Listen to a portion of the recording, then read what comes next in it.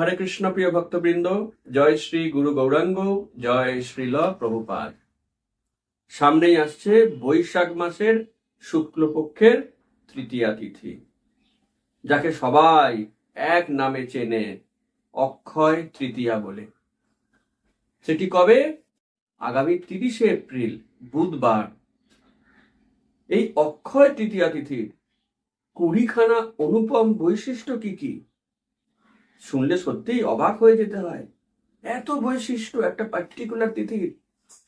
হ্যাঁ, আমরা সেই সব বৈশিষ্ট্য আজকের ভিডিওয়ে আলোচনা করব, এবং তার সঙ্গে আলোচনা করব ওই দিনটিতে সর্বাধিক মঙ্গলের জন্য কোন 10টি কাজ আপনাকে করতেই হবে।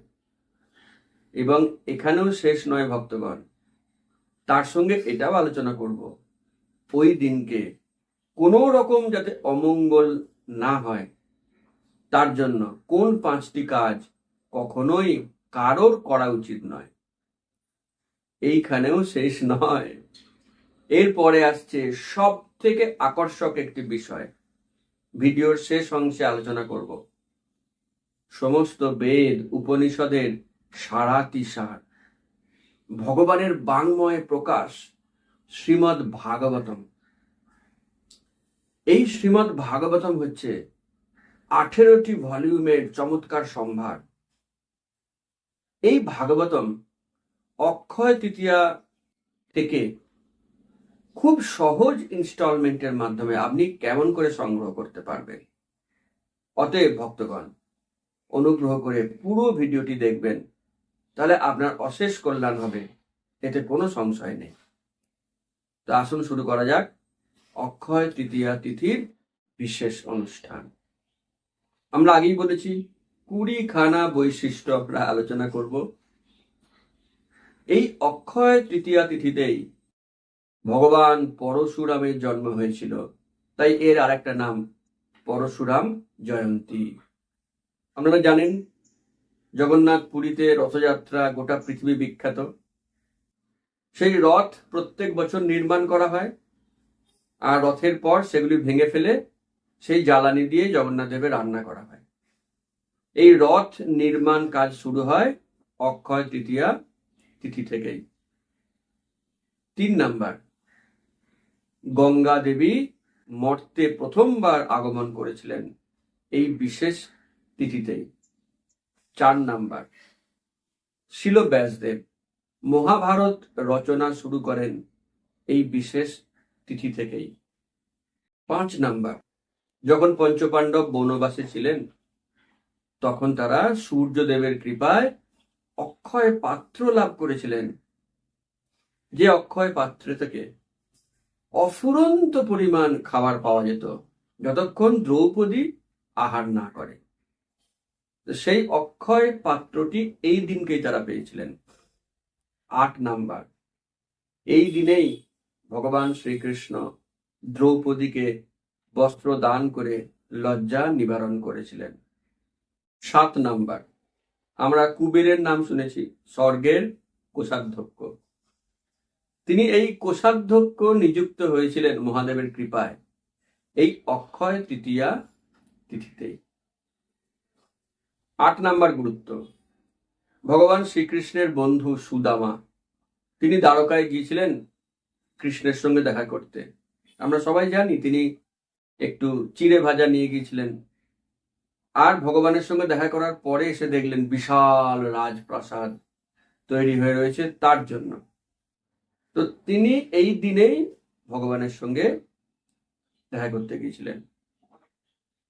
9 নাম্বার, কেদারনাথ মন্দির 6 মাস বন্ধ থাকে, তারপরে এই অক্ষয় তৃতীয়ার দিনেই সেটি পুনরায় খোলা হয় সকলের দর্শনের জন্য। 10 নাম্বার, সত্যযুগের সূচনা হয় এই তিথি থেকেই। 11 নাম্বার, দেবী অন্নপূর্ণার আবির্ভাব হয় এই অক্ষয় তৃতীয়া তিথিতে। 12 নাম্বার, খুব গুরুত্বপূর্ণ, এই দিনকে যদি কেউ দান করেন, গঙ্গা স্নান করেন, তর্পণ শ্রাদ্ধ ইত্যাদি কাজ করেন, তাহলে তার নরক যাত্রা বন্ধ হয়ে যায়। 13 নাম্বার, বৃন্দাবনে বঙ্কু বিহারীর চরণ দর্শন বছরে একটা দিনই করা যায়, সেটা হলো এই দিন। 14 নাম্বার, এই দিন থেকেই চন্দন যাত্রা শুরু হয়। আমরা চন্দন যাত্রার বিষয়ে আলাদা ভিডিও করব, সেখানে সবিস্তারে আলোচনা করব। এক কথায় ওই দিনকে ভগবানের সারা অঙ্গে চন্দন মাখিয়ে তাকে শীতলতা দেওয়া হয়। এই অক্ষয় তৃতীয়া থেকে 21 দিন চলে চন্দন যাত্রা। 15 নাম্বার, বৃন্দাবনের মানসী গঙ্গায় এই দিনকে ভগবান নৌবিহার করেন।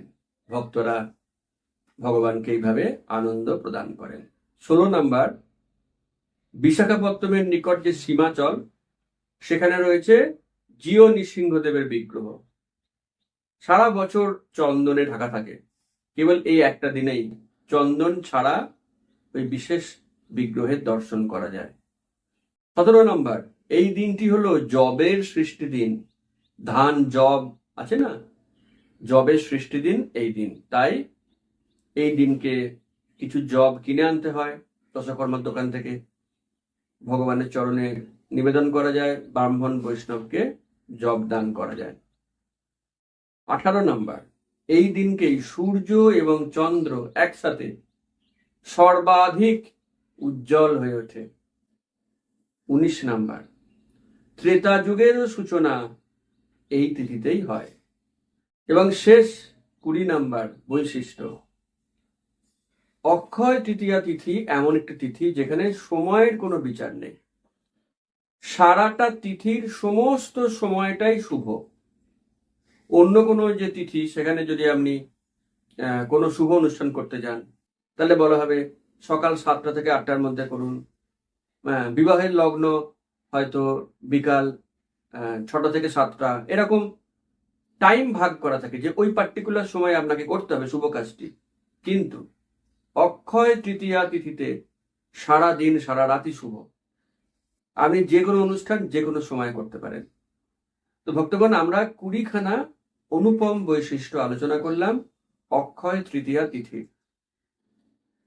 এখন এই তিথির ঠিকঠাক ভাবে পালন করে সর্বাধিক মঙ্গল লাভ কে না চায়? আপনিও চান, আমিও চাই। তাহলে এখন আমরা আলোচনা করব কোন 10টি কাজ করলে আপনার সর্বাধিক মঙ্গল হবে এবং প্রত্যেকের কোন 10টি কাজ ওই দিনকে অবশ্যই করা উচিত। প্রথম কাজ, অবশ্যই ভোরবেলায় উঠে সূর্যোদয়ের আগে স্নান করবেন।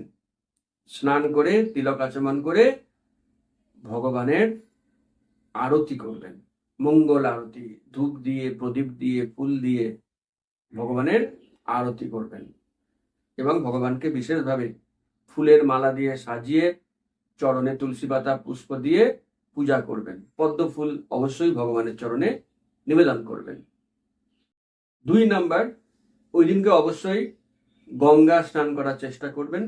যার বাড়িটাতে গঙ্গা নেই, অন্য কোনো পবিত্র নদী, সেখানেও স্নান করতে পারেন। আর না হলে অন্তত পক্ষে বাড়িতে স্নান করার সময় আপনার বালতির জলে একটু গঙ্গা জল মিশিয়ে দিতে পারেন, বা 3 বার গঙ্গা গঙ্গা গঙ্গা বলে স্নান করতে পারেন। তাহলেও গঙ্গা স্নানের সুফল আপনি লাভ করবেন। 3 নাম্বার, অবশ্যই ভগবানের দিব্য নাম জপ করবেন। যারা হয়তো প্রত্যেক দিন করেন না, তাদের জন্য বলছি, ভক্তরা তো বৈষ্ণবরা তো করেই থাকেন, যারা করেন না তারাও অবশ্যই ভগবানের দিব্য নাম জপ করবেন। হরে কৃষ্ণ কৃষ্ণ কৃষ্ণ হরে হরে, হরে রাম রাম রাম হরে হরে। যাদের মালা নেই, আঙুলে গুনেও 108 বার করবেন মিনিমাম, তাহলে 1 মালা, 16 মালা করতে পারলে খুব ভালো। যার পক্ষে যত বেশি সম্ভব ওই দিনকে দিব্য নাম জপ করবেন। 4 নাম্বার, অবশ্যই তুলসীতে জল দান করবেন, যেন ভুল না হয়। 5 নাম্বার, তুলসী আরতি করবেন, তুলসীকে পরিক্রমাও করবেন। 6 নাম্বার, সাধ্য মতন দান করবেন। আপনি ইস্কন মন্দিরে দান করতে পারেন, আর তা না হলে আপনি কৃষ্ণ ভাবনাময় প্রচারের জন্য দান করতে পারেন। আমরাও হরিবাসর থেকে সারা বছর ধরে প্রচার করে থাকি, তার জন্য আমাদেরও অনেক রকমের যন্ত্রপাতি কিনতে হয়, ক্যামেরা, ইত্যাদি ইত্যাদি, সফটওয়্যার বিভিন্ন। তো যদি আপনারা চান, আপনারা এই হরিবাসরের ব্যাংক অ্যাকাউন্ট দিয়ে দিলাম। এই অ্যাকাউন্টেও আপনারা ওই দিনকে আপনার ইচ্ছে মতন যে কোনো পরিমাণ দান করতে পারেন, অথবা যে কোনো ইস্কনের মন্দিরে আপনারা দান করতে পারেন, কিন্তু কিছু না কিছু দান করার চেষ্টা করবেন আপনার সামর্থ্য অনুযায়ী। 7 নাম্বার, অবশ্যই ভগবদ গীতা, শ্রীমদ্ ভাগবতম এগুলি পাঠ করবেন। যদি বাড়িতে ভাগবতম না থাকে, তো আমরা একটু পরেই বলবো সহজে কিভাবে ভাগবতম পাবেন। তাহলে পরের বার থেকে অন্তত পক্ষে আপনি প্রত্যেক অক্ষয় তৃতীয়ায় ভাগবতম পাঠ করতে পারবেন। 8 নাম্বার, যেহেতু ওই দিন থেকে চন্দন যাত্রা শুরু হচ্ছে, অতএব চন্দন কাঠ আগে থেকে কিনে রাখবেন, ভালো করে বাঁটবেন, তারপরে সেই চন্দন ভগবানের সারা শরীরে লেপন করবেন, চোখ দুটি বাদ দিয়ে। চোখে দেবেন না, বাদ বাকি সারা শরীরে। না পারলে অন্তত পক্ষে কপালে, চরণে চন্দন নিবেদন করবেন। ভগবানকেও করবেন, শ্রীমতী রাধারানীকেও করবেন। এতে কি হয়, গরমে ওনারা একটু আরাম পান, শীতলতার স্পর্শ পান। তাহলে চন্দন অবশ্যই লেপন করবেন। 9 নাম্বার, আগেই বলেছি জবের জন্মদিন, তাই বিষ্ণুকে জব দান করবেন, ব্রাহ্মণ বৈষ্ণবদের জব দান করবেন। এখন শুধু জব দান করতে খারাপ লাগে, জবের সঙ্গে কিছু প্রসাদ বা কিছু দক্ষিণাও দিতে পারেন। 10 নাম্বার, কোনো ভক্তকে নিমন্ত্রণ করে একটু প্রসাদ খাওয়াবেন, বা যদি কোনো ভিখারিও আসে, একটু প্রসাদ কিছু প্যাকেট করে রেখে দেবেন। সে ভিখারিকে আপনি ভগবানের প্রসাদ দিলেন। নিজেরাও প্রসাদ বাদে কিছু খাবেন না, প্রসাদই গ্রহণ করবেন, আর কিছু প্যাকেট প্রসাদ রেখে দেবেন। কিছু ভিখারি এলে একটা করে প্যাকেট ধরিয়ে দেবেন। তো এই 10টি কাজ করলে অবশ্যই আমাদের পরম মঙ্গল হবে। এরপরে আসছি কোন 5টি কাজ করা যাবে না। দেখুন ভক্তগণ, অক্ষয় তৃতীয়া এর নাম থেকেই বুঝতে পারছি, ওই দিনকে আমরা যা কিছু কাজ করব তার ফলাফল অক্ষয় হয়ে থাকবে। ভালো কাজ করলেও ফলাফল অক্ষয়, খারাপ কাজ করলেও ফলাফল অক্ষয়। কেমন? তাই খারাপ কাজ ওই দিনকে কোনো মতে করা যাবে না। বিশেষ করে যে 5টি কাজ একেবারেই করা যাবে না। 1 নাম্বার হচ্ছে, কোনো সাধু, ভক্ত, বৈষ্ণবের নিন্দা করবেন না, সমালোচনা করবেন না। মনে রাখবেন, বৈষ্ণব যদি কোনো দোষ করে, ভগবান তার বিচার করবেন। তো আমরা কেন সেটা নিয়ে আলোচনা করে আমাদের সর্বনাশকে ডেকে আনবো? তাই বৈষ্ণব নিন্দা, সাধু নিন্দা ওই দিন কোনো মতে করা যাবে না, কোনো দিনই করা উচিত নয়। বিশেষ করে ওই দিনকে তো একেবারেই করা উচিত নয়। 2 নম্বর, জীব হিংসা একেবারেই নিষেধ। যারা আমিষাশী ওই দিনকে মাছ মাংস কিনবেন না, খাবেন না। এমনকি টিকটিকি, মশা, পিঁপড়ে এই সমস্ত জীব হত্যা থেকেও নিজেকে বিরত রাখবেন। 3 নাম্বার, কোন রকম ইন্দ্রিয় তর্পণ, নারী সঙ্গ, এইগুলি যাবতীয় যে ইন্দ্রিয় তর্পণ, মৈথুন আদি ক্রিয়া অক্ষয় তৃতীয়ার দিন সেগুলি এড়িয়ে চলতে হবে। 4 নাম্বার, প্রজল্প করবেন না। প্রজল্পে কি হয়? সময়ের অপচয় হয়। অক্ষয় তৃতীয়ার প্রত্যেকটি মুহূর্ত এতই মূল্যবান, যা আপনার জীবনকে পরিবর্তিত করতে পারে, পাল্টে দিতে পারে। তাই এই প্রতিটা সময়কে আমাদের ভগবানের সেবায় কাজে লাগাতে হবে। এবং 5ম, মিথ্যা কথা বলবেন না। মিথ্যা কথা বলা মহাপাপ। তো এই 5টি কাজ অন্তত পক্ষে আমাদেরকে এড়িয়ে চলতেই হবে। তো এরপরে আসছি সব থেকে গুরুত্বপূর্ণ বিষয়, শ্রীমদ্ ভাগবতম। ভাগবতম আর ভগবান একই। বৈদিক সাহিত্যের সিনপসিস হচ্ছে ভাগবতম। বাড়িতে ভাগবতম থাকলে ভগবান সেখানে নিত্য অবস্থান করেন। এবং শুধু তাই নয়, যে বাড়িতে ভাগবতম থাকে সমস্ত দেবদেবীরা সেই বাড়িকে প্রদক্ষিণ করেন। এখানেও শেষ নয়, শাস্ত্রে আছে, ভাগবত শাস্ত্র থাকয়ে যার ঘরে কোনো অমঙ্গল নাহি যায় তথাকারে। ভাগবতম থাকলে অমঙ্গল আটকে যায়। অনেক বড় কিছু হতো, হয়তো সামান্য একটুখানি হলো। বিপদ থেকে, ফাঁড়া থেকে আমরা রক্ষা পাই। ভাগবতম আমাদের রক্ষক। আর যদি একবার ভাগবতম কেনেন, আপনার জন্ম, আপনার ছেলের জন্ম, নাতির জন্ম, বংশ পরম্পরায় আপনার পরিবার তার জন্য উপকৃত হবে। আর যদি একটি করে শ্লোক, এমনকি একটি শ্লোকের অর্ধেক অংশ বা 1/4 অংশও পড়েন, আপনার পরম কল্যাণ হবে। তো এই ভাগবতম, এর মাহাত্ম্য বলে শেষ করা যাবে না। আমরা এর আগে অনেকবার বলেছি। তো এই ভাগবতম 18খানা ভলিউম। দেখুন ভক্তগণ, এইরকম চমৎকার সমস্ত ভলিউম দেখতে পাচ্ছেন, কত মোটা, সুন্দর হার্ড বাইন্ডিং, সুন্দর কভার, মোটা মোটা পাতা, বড় বড় ফন্টে ছাপানো। তো এই 18খানা ভলিউমের দাম কত হতে পারে বলুন তো? আমি কয়েকদিন আগে গিয়েছিলাম ক্লাস 7-এর বই কিনতে, পাতলা পাতলা বই, 700-800 টাকা দাম। পাতলা বইয়ের দাম যদি 700-800 টাকা হয়, তাহলে এই রকম যে মোটা ভাগবতম বই, এত সুন্দরভাবে বানানো, তো এর দাম তো মিনিমাম 1 থেকে 1,500 টাকা হওয়া উচিত। আমি যদি 1,000 টাকাও ধরি, 18খানা বইয়ের দাম হওয়া উচিত 18,000 টাকা। ইসকনের যা দাম, সেই দাম অনুযায়ী আমরা সকলে অ্যানাউন্স করি। গত বছরে আমরা সকলকে 8,500 টাকায় ভাগবতম বাড়িতে পৌঁছে দিয়েছিলাম। আশা করছি ইসকন কর্তৃপক্ষ এবারেতেও সেই রেটটাই রাখবেন, অর্থাৎ আশা করছি এবারেও আমরা 8,500 টাকার মধ্যেই বাড়িতে ভাগবত পৌঁছে দিতে পারবো, কোনো কুরিয়ার চার্জ লাগবে না। ইসকন থেকে যেমন রেট চেঞ্জ না করে, কোনো উপহার চেয়ে লজ্জা দেবেন না। কোনো মন্দির থেকেই ভাগবতমের সঙ্গে উপহার দেওয়া হবে না। ইসকনের সিদ্ধান্ত সমস্ত মন্দিরকে মানতে হবে। কেমন? তাই কোনো মন্দিরই দিচ্ছে না, আমরাও দিচ্ছি না। কিন্তু আমরা একটা কাজ করতে পারি। আপনারা বহুবার আমাদের গ্রুপে লিখেছেন যে আপনাদের অনেকের অনেক সমস্যা, অনেক প্রশ্ন, অনেক অনেক কিছু জানানোর থাকে, আপনারা আমার সাথে সরাসরি কথা বলতে চান, এরকম জানিয়েছেন। আমি সবসময় হয়তো সময় করে উঠতে পারি না, কিন্তু একটা সুযোগ আমরা দিতে পারি। যারা এই অক্ষয় তৃতীয়া থেকে আরম্ভ করে তার পরের 7 দিনের মধ্যে একটা ইনস্টলমেন্ট দেবেন, অর্থাৎ 1,500 টাকা, আমরা 1,500 টাকা করে একটা করে ইনস্টলমেন্ট নিই, তার কমে নয়।